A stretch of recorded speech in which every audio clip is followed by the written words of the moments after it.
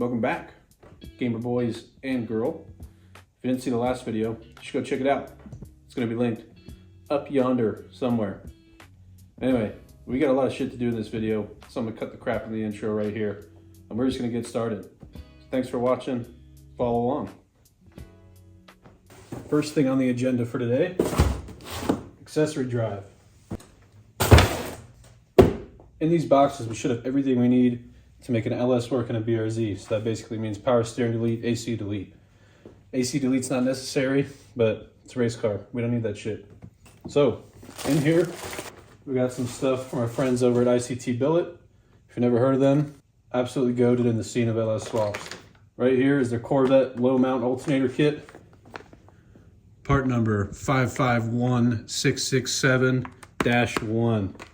So what this does, it uses Corvette LS3 spacing, uses an L92, hopefully alternator, mounts it down to the bottom right of the engine. Look at that, dude. Billet, all the spacers, adapters, hardware you'll ever need. Also includes a belt and a pulley, super essential. Also, look, dude, it sends you all kinds of stuff. Look at that, thank you. You're welcome. We also have LS3 Vet belt tensioner, LS3 Vet water pump, obviously gaskets, and an LS3 Vet harmonic balancer.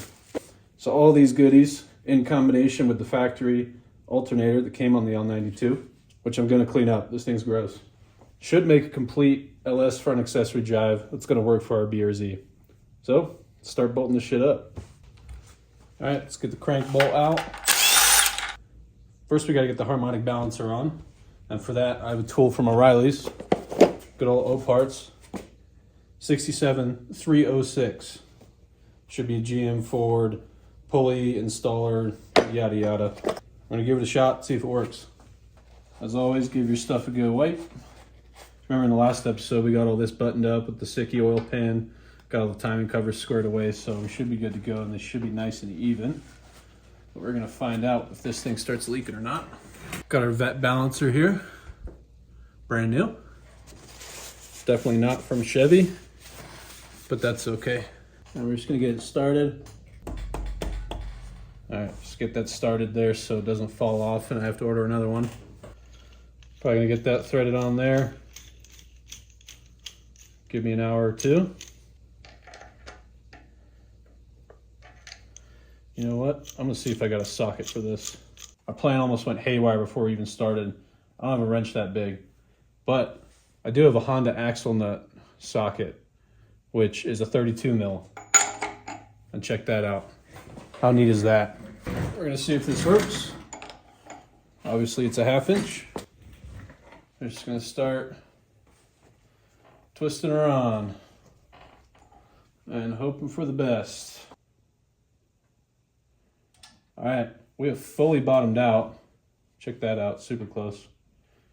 We're just gonna tighten it a wee bit.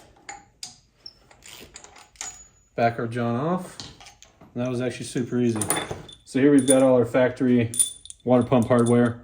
As you can see, bunch of gunk on it, and we don't want any of that. So, got a little tool here, a little wire wheel for the impact. Super simple.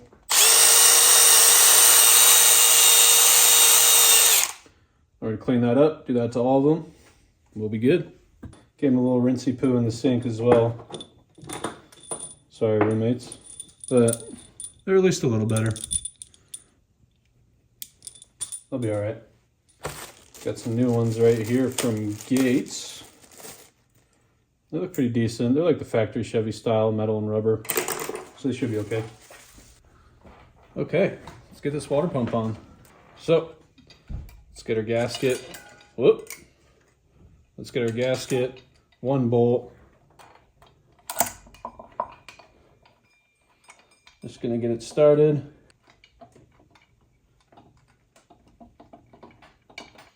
Okay, there we go, 2 started. All started, torque 1.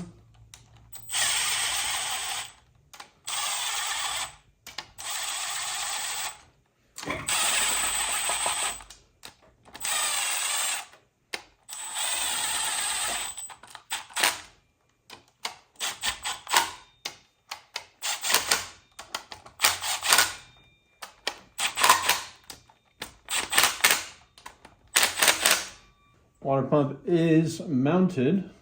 Once again, we're going to do a final torque of everything at the end. Okay. Now we got to get our tensioner pulley on. As usual, I'm pretty sure there's only one way this goes on. I didn't actually have any bolts for it, but these two are from the AC compressor bracket, and they seem to work just fine.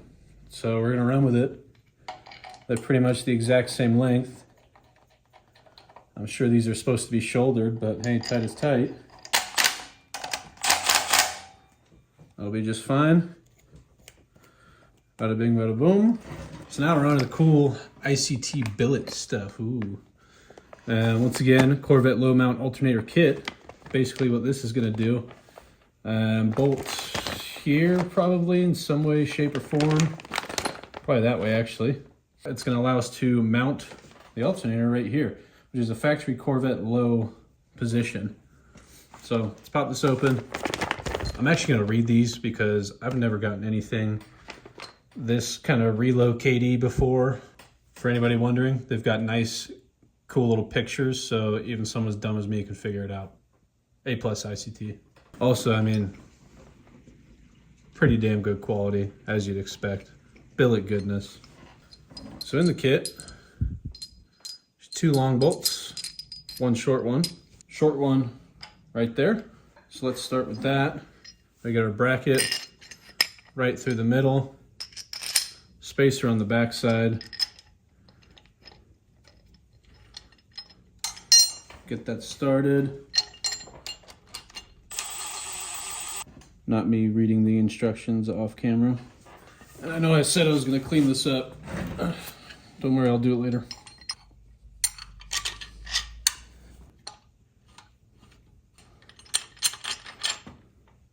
Get that through, get a little spacer back there. 1 pump, call it good.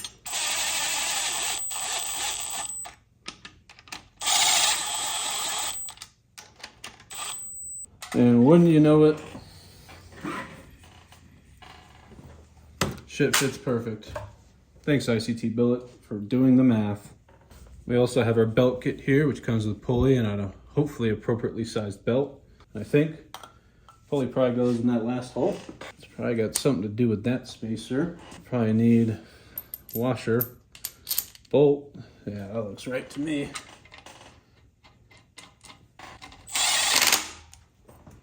Oh yeah, dude, that's the dream. Show you guys here real quick. Top down. We're golden. Okay, so here is our accessory drive all mounted up, at least mocked up for now. Now we're gonna try and get the belt on. We're gonna see how it goes on. I'm not really too sure, but as with most things, there's only one way they go on. So we're gonna start kind of bobbing and weaving and seeing what happens here. Oh. And I genuinely think it is that easy, folks.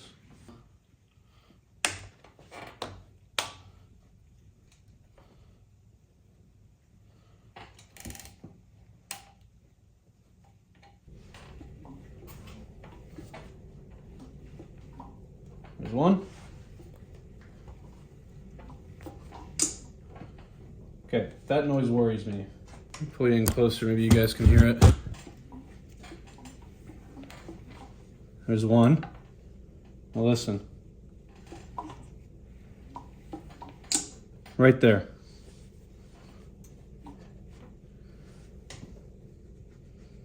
What the fuck could that be? So after consulting the LS wizard himself, Josh, who if you remember, started this whole fucking money pit by selling me a T56 Magnum F, him and I are both under the assumption that that's a lifter. If you remember when we built this engine, we just put LS7, Delphi lifters in it. It didn't make that noise initially, but that's when they were full of oil. Like if you remember, I soaked those things for like a week. So they were full of oil, but now I think that all the oil has drained out over the last couple weeks. That lifter is just, compressing a little bit when it cams over on its second rotation. I mean, if it was something bad, it would make it every single time I turn it. But since it's only making it on the second rotation from top dead center, that means it's either lifter or rocker. So my guess is lifter, and that's going to go away when we have oil pressure. That's what I'm going to tell myself to sleep at night anyway. Okay, just because I'm not afraid to show you guys my mistakes. Remember, this is my first time doing anything. I did forget one little spacer right back here. So that same one we put on the top is actually also supposed to go right down there. You can see it right there. So, totally forgot to put that on there. That is my bad. So if you watched my install and then just clicked off the video, you're fucked, I guess. Now we know all this fits, belt works, we're gonna torque this down.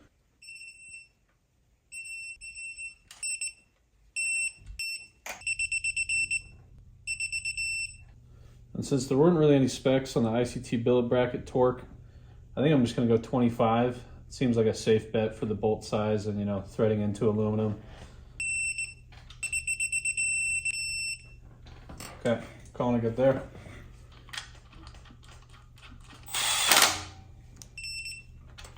There we have it. There's our entire front accessory drive.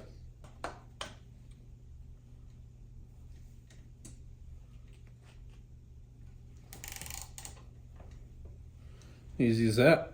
Next up on the list, we've got our coil packs, wires, coil pack brackets, and injector harness.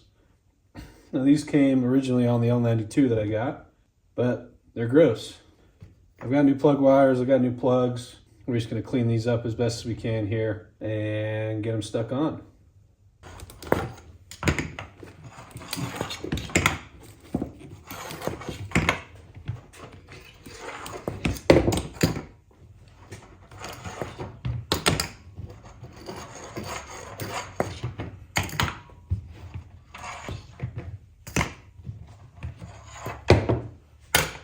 Try to break these clips or else we'll need to spend more money, which we do not want to do.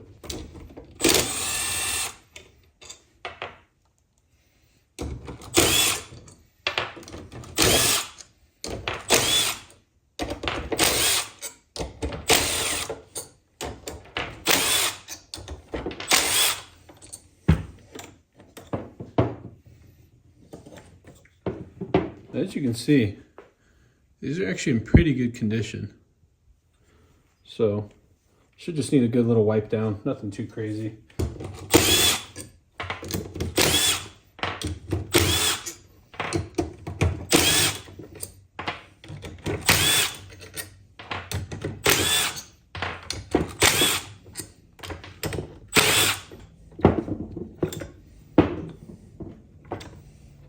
Okay, that was easy enough. That comes off there. Little clip on the back side. And these probably just snap on. Which they totally do. Okay. One strip down.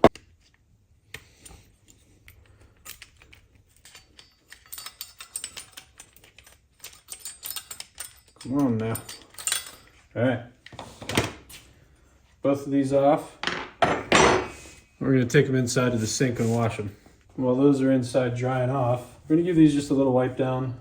We don't want to go too crazy, but we just have like a mildly damp rag here. Just going to give them all a good clean. Alrighty, that's all the ignition coils cleaned up. Actually came out pretty decent for probably being pretty old. Who knows if these are ever replaced. They look like OEM. Anyway, we're also going to clean these up too. Get all this sticker gunk off. We don't need that anymore. Alrighty, now that we got all that cleaned up, we got our brackets here. Just gonna wipe them down, make sure they're super dry before we put anything back together. Okay, those are all dried up. Let's get these puppies put back together. Leave just like that.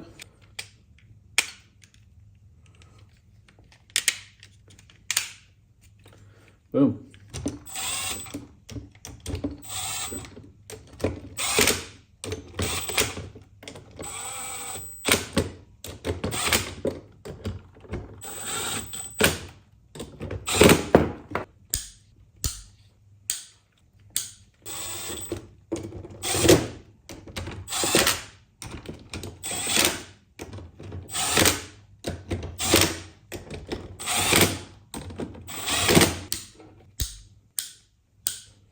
Just like that, they look okay.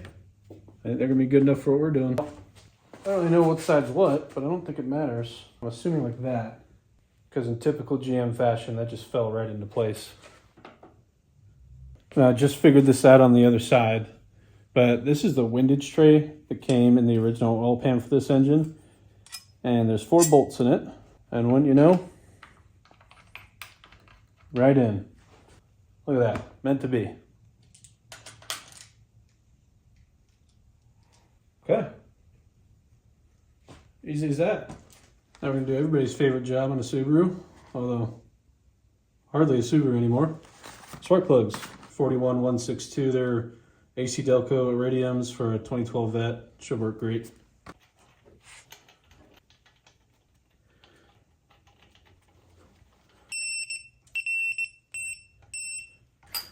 On the plug wires.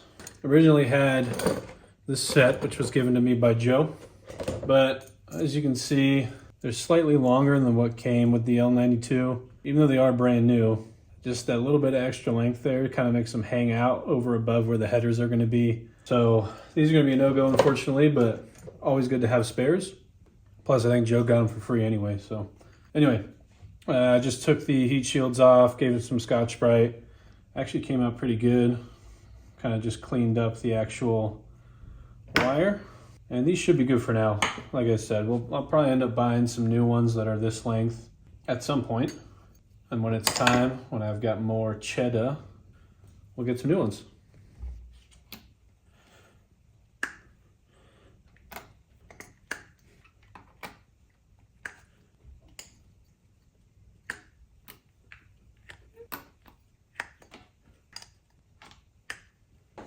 And just like that, I think our engine's done.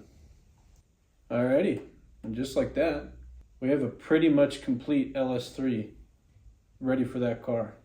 Thanks for bearing with me on this one. I know it was pretty quick and to the point, but everything we did was super essential.